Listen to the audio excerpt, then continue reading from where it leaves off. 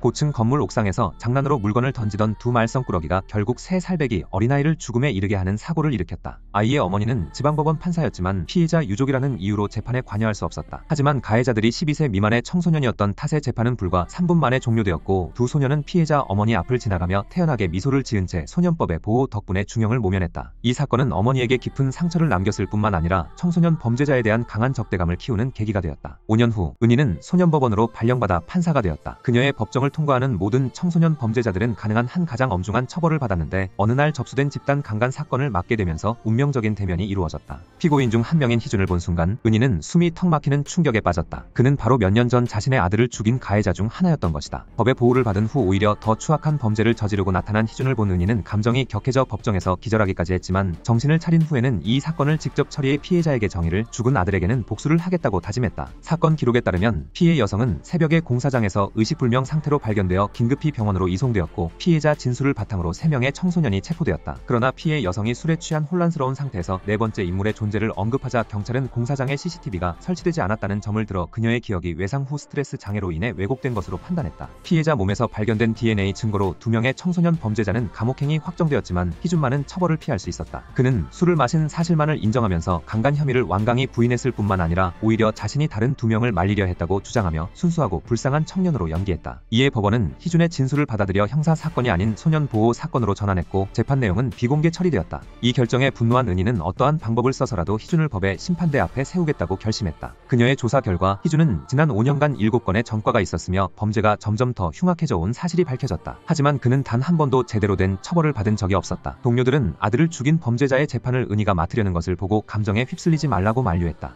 법률상 재판관이 당사자와 이해관계가 있을 경우 스스로 재판에서 물러나야 하며 그렇지 않으면 제재를 받을 수 있기 때문이었다. 하지만 은희는 듣지 않았다. 법정에서 희준은 모든 행동을 강요당했다고 주장했고 변호인은 희준이 저항할 때마다 구타당했다는 주장을 뒷받침하기 위해 그의 상처 사진을 제출했다. 심지어 그는 사건 현장에 가본 적도 없다고 주장하며 다른 2명이 범행을 멈추려 했다고까지 말했다. 희준의 연기에 은희는 경악했지만 그녀는 결정적인 증거를 제출했다. 그녀는 경찰이 확보한 공사장 주차 차량의 블랙박스 영상을 제출했는데 이 영상에는 희준이 명백히 현장에 있었음이 확인되었다. 결국 은희는 희준을 강간 공동정범으로 판단해 소년범에서 청소년 형사피의자로 지위를 상향 조정했다.